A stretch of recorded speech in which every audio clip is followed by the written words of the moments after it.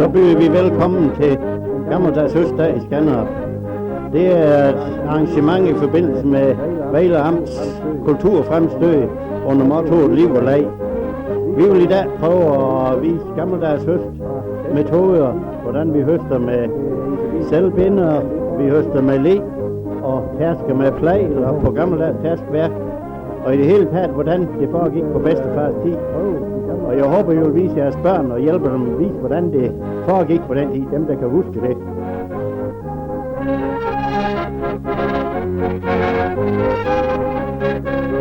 Borgmester Bent Beckmann fra Lunderskov foretog den officielle åbning af høstdagen og kommenterede høstdagen og arrangementet på forskellige vis.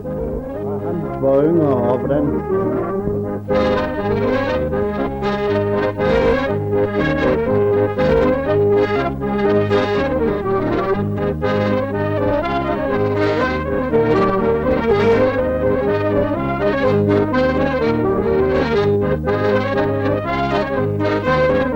Borgmester Otto Olsen fra Vamdrup kom også i sin tale ind på forskellige ting, fra han kunne huske fra sin barndom om høstmetoder og forskellige ting. Og Vamdrup var jeg med til at arrangere høstdagen. Det var jo noget, der skulle foregå over kommunegrænserne. Det var en betingelse for, at det kunne blive sat i gang, at vi skulle dække hele kommunen. De skilte, vi ser med henvisninger, det er nogle, der børnene på forbundsskolen har tegnet, og Gerda Persen har stået for det. Sådan de kunne vise rundt på de forskellige arrangementer, hvor der det var fordelt over cirka 1,5-2 kilometer fra den ene ende til den anden.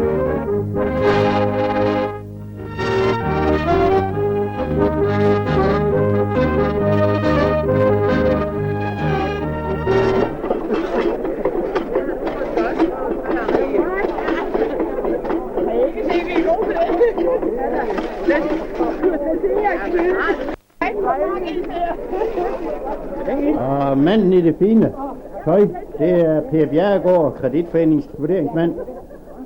Han er trukket i sin fars bryllupsklædning, som har været brugt for 100 år siden.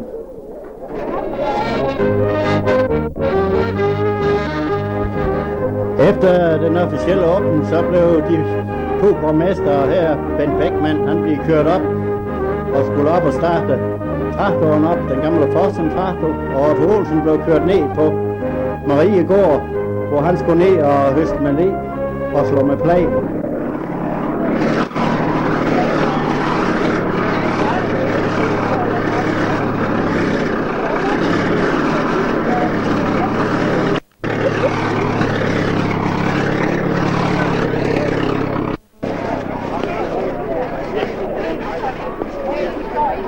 Henne foran smeden, der var der stillet forskellige gamle redskaber op. Blandt andet ser vi her en gammel aflægger, forgængeren for selvbinderen. Den fandt vi i små stykker ude på en gård i Vester Vamdrup. Og her kan vi se to, der er ved at diskutere, hvad den vogn var til. Det var en vandvogn til at vande tur med i gamle dage. Og her lige foran i billedet, der har vi en forgænger til etkornsmaskine oversåning.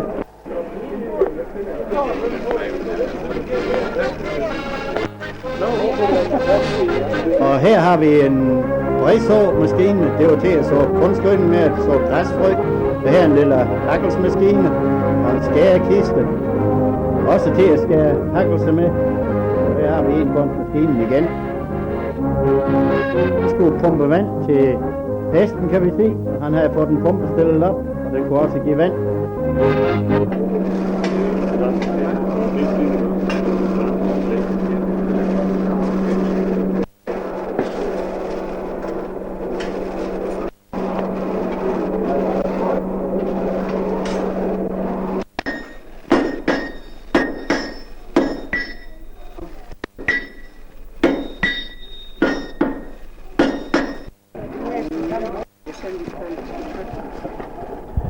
Henne foran brusen var der et stand for, hvor de kunne købe klipfisk og gammel ost og gammel bolsje i Kræmmehus og forskelligt. Der var prislister over, vi kunne se, hvad vi skulle give for det. Og osten, det var så noget af en gammel svend. Nogle af dem, der smagte oven, de hostede bagefter.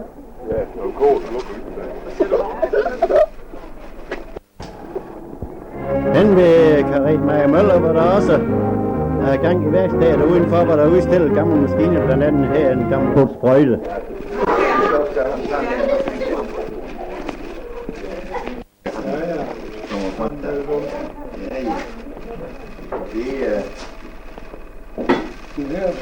Det er, når dem kan I rykke med.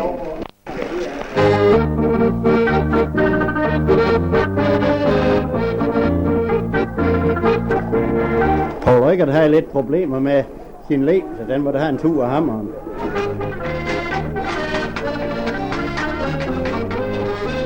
Og Mette fra Røgkergård, hun fik hjælp af Fritlev Jensen ved høstarbejdet.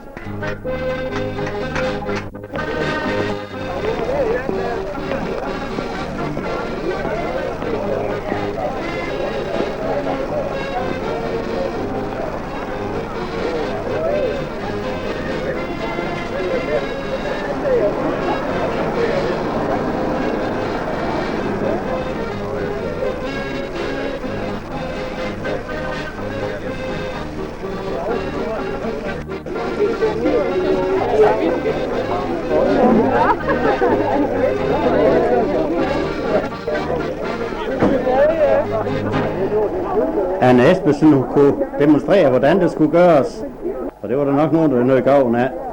Men her er en ekspert.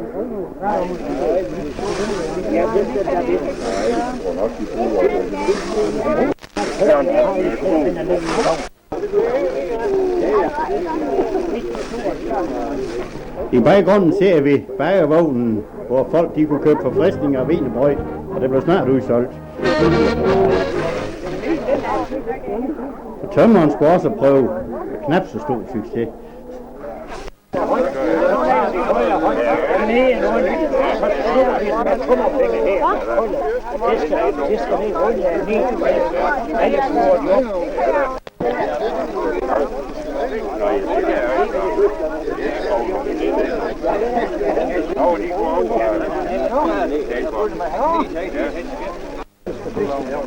I Vibjerg, han kunne demonstrere for tømmeren, hvordan det skulle gøres.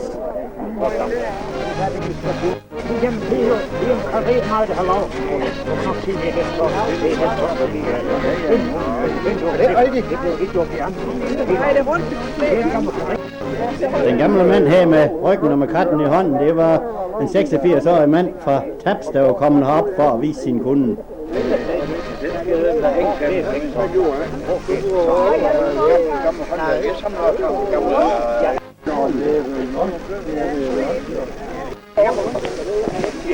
Her kommer en dame, der kunne sine sager. Det har hun prøvet før.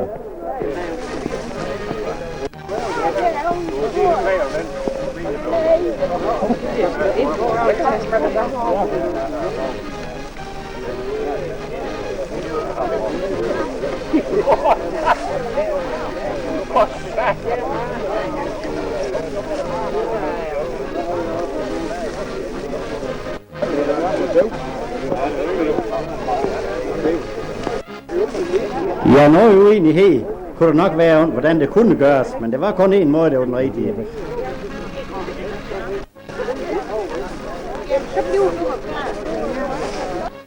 Ja, her er Ruth Dons og hendes medhjælper med bagervognen.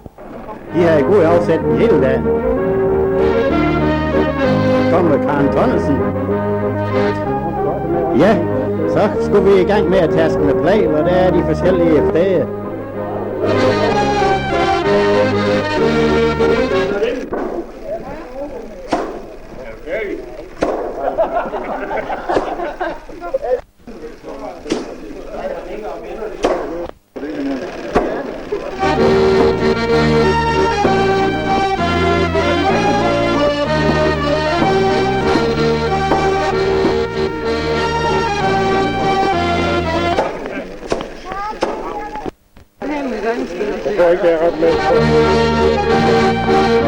Så kommer Einar Dons med sit hestekøretøj, det var en af dem, der også træk nogle af de store læs ved arrangementet. Han kørte korn hjem fra marken og hen til taskværket, hvor de andre så overtog arbejdet. Her i baggrunden ser vi Peter Ravn med den store studentervogn. Han kørte i pendulfart hele dagen med publikum. Og Henning Christiansen smider hernede over til Knud Svendsen, så han kan få det igennem taskeværket. Og det mest kom der igennem taskeværket, i hvert fald halven. Korten kom nok lidt mere nedenunder også. Men noget kom der i sækkene.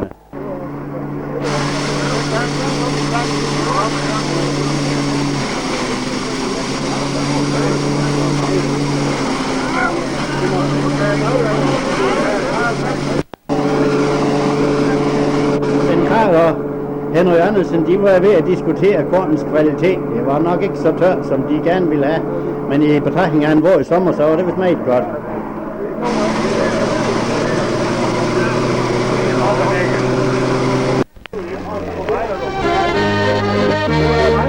Charlotte skulle også se, hvordan det gik til. Og vagnen var ved at rage lidt rundt i det, da det var stoppet. Ja, Henning han vidste jo, hvordan rammen den skulle strammes. Men den strøg nu af nogle gange alligevel.